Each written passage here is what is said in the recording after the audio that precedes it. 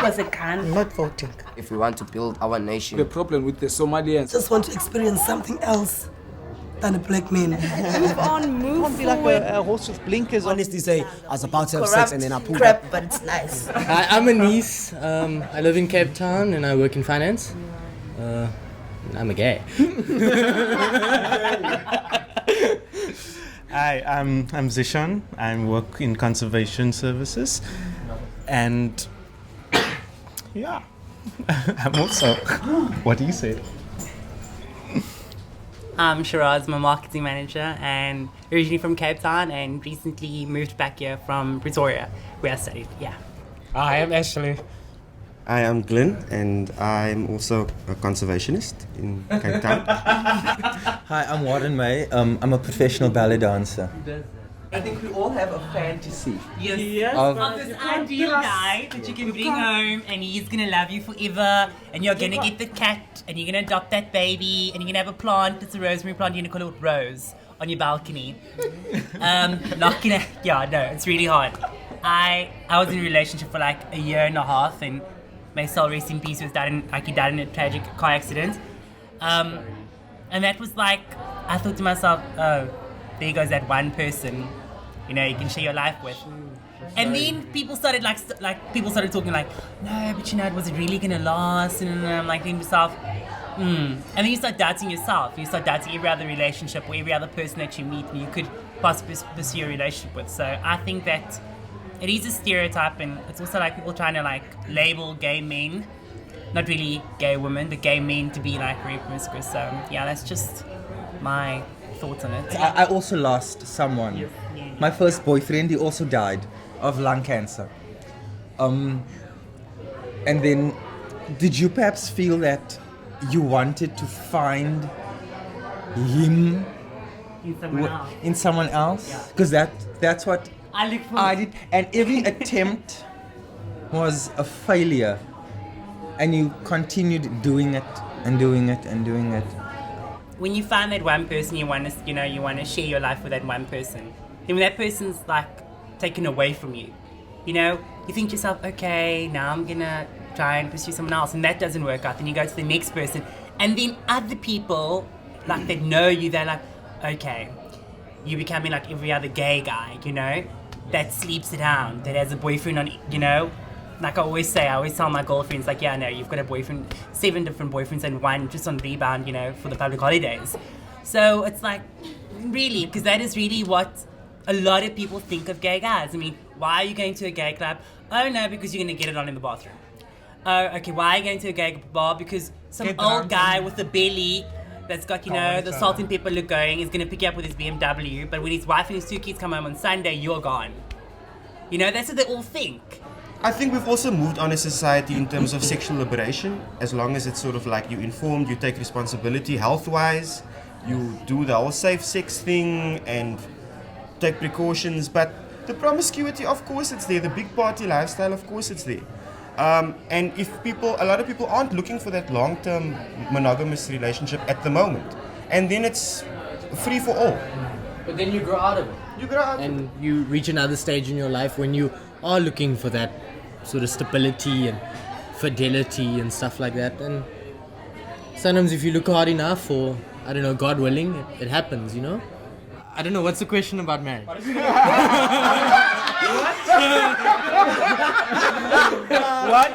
the couple's gonna wear for the wedding? No, man, we're not even there. That's the real We're not even there because I've always said if a guy thought it was, you know, he knew me well enough and he was ready to get married, you buy me the most expensive orange leather strap watch and you have my name on that watch and then I'll think about it. Yeah. That's what I always say. But no, I don't think that.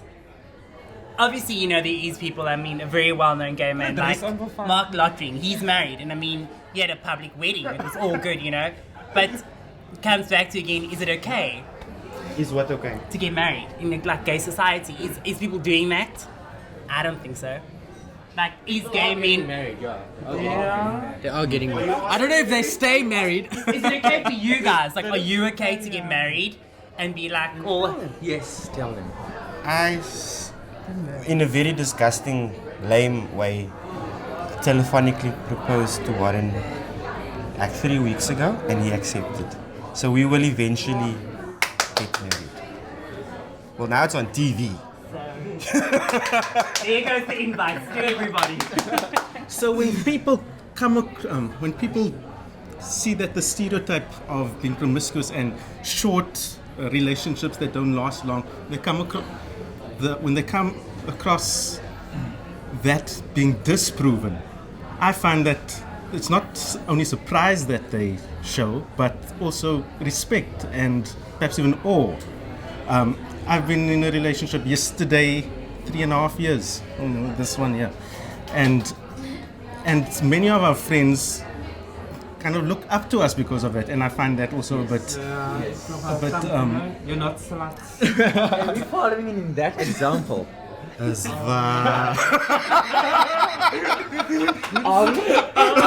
as I say, like what Anise is saying, we're still connected to families and larger sort of like mega society. But in our daily lives, we through our means can associate with more gay people and live sort of like in a little microcosm of society where we practice things that get practiced elsewhere, but it's ours. And so we can take comfort and strength and inspiration in each other. And you don't need buy-in anymore. Like I think you maybe had to in the first couple of years of freedom. I don't need anyone's rubber stamp approval for what I want to do.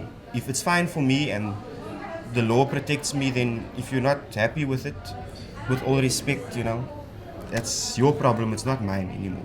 You doesn't have respect for yourself. At the end of the day, you feel like you're just being a whore for all the people in the gay community or whatsoever, or to the clubs or to the brothel houses or whatever. You don't get blanket approval the same way straight people get. They get it automatically. It just happens. They have things they do, they finish school, they go through certain life stages. When you're gay, you have to make your own path. You have to fight your own battles, and there's not necessarily any example out there because your family in a way pulls away from you because they're very disappointed and very hurt when they shouldn't be. And it's very hurtful for those people who are gay to be in a loving relationship and at the same time not have their family completely buy into that and respect that the way they should. I still get my dad asking me, when am I going to get married? Must he find me? Tell him then. What must he find me a girl?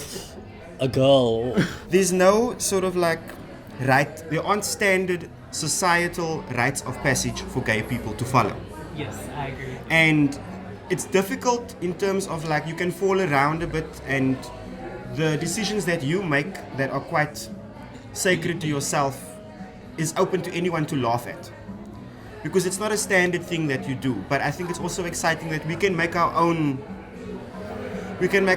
decisions about what constitute rites of passage, these sacred moments, these big moments in our lives. And it doesn't need to be, cookie cut, mass produced for the rest of gay society. There's a lot of individualism that you can explore as a couple, as a single person. Yeah. People just like sort of dump you with the rest of the gay lot in their minds in a way. So in a way I'm talking about like in terms of what we do and what we decide to do. What other people will always think one thing. I mean, so there's a lot of conflict in a way because we can celebrate Eid, you know what I mean? Or we can celebrate like buka evenings and stuff and like have a lot of faith in that. And they'll be like, what are you doing? Like, you're gay, how can you do that? You're such a hypocrite. So there's that individual freedom to follow something without societal censure coming in and saying you can't do that, this is not for you. There will be people that do that, but they do it from a stage. Like, they're not coming into your home and saying you can't do this or you can do this. I've said it to all my family and my friends, and they all know. And it's not because I think that that Brad Pitt and Angelina Jolie is just amazing. But I always had this ideal of having a little black baby whose hair can either be in an afro or in cornrows in dreadlocks. I don't know why. Designer baby. Dreadlock. I always said, I would want a child. I didn't have to have a child with a woman. I would adopt a baby. I'd take care of that child like my own, even whether I'm in a relationship or not. I want that. I want to be a dad. I want to be a dad. I want to take my child So their first day of school, I want to help them shop at a But it boutique must be your dance. own one. No, it doesn't necessarily have to be They a can child that inject I have people. produced. You know, it can be a child that I've taken into my home, into my custody, into my personal space, you know, that I can give to, not because that child's, you know, doesn't have or, you know, they come from a poor community or they're sick or anything like that. No. It can be a child that someone doesn't want. Death is a reality. And one day when we are very, very, very old and one of us has to die, you know, who do you have? Who do you have? Are you saying that you want or you don't want? No. It's. I don't know. I don't know. I have many friends. And I'm at that age in my life now. I'm 24. And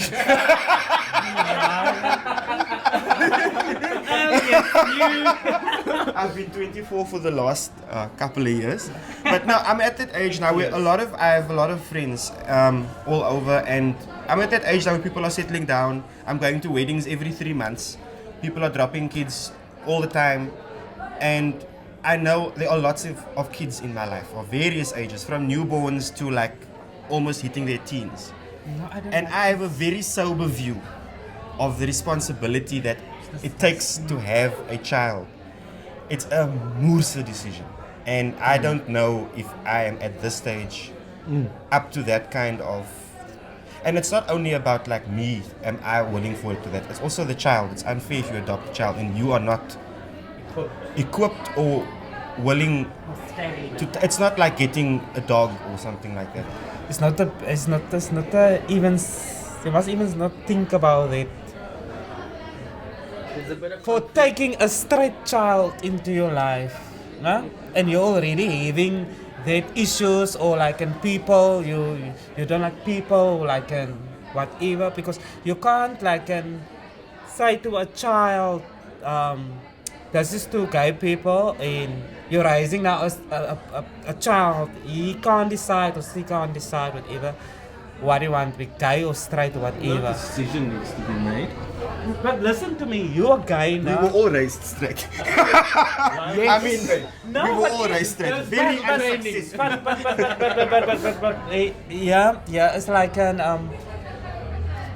don't think it's like unfair for a child to be raised up by two gay people. But by two straight people. Of course, because it's a mommy and a daddy. But what about having no I parents at think, all? I think that is unfair towards that little child to see two men together.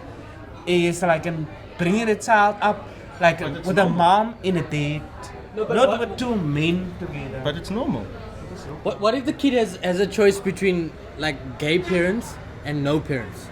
Exactly. That is why I feel that if a couple, and it goes back to what you were also saying. I mean, if you're not ready to do it, and if you know that you can't take care of a child, 'cause I mean, oh my word, it really does take a village to rear a child. Okay, and there's just a lot of money. Exactly, you know, a lot of money and a lot of patience, and you compromise yourself so much when you have children. It goes back to that same thing we were talking about earlier, where straight people have it slightly different to us. They have a natural progression in terms of deciding when to have children.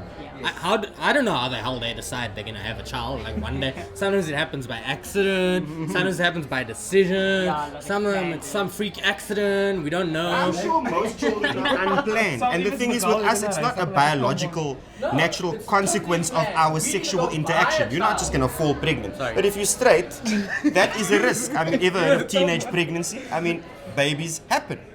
You know what I mean? And with us, babies don't happen. So we have to make a conscious decision.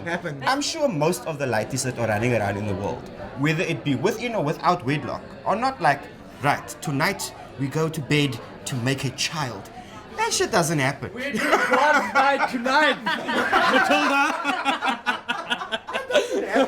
Matilda. So it's just not a natural product of our lovemaking.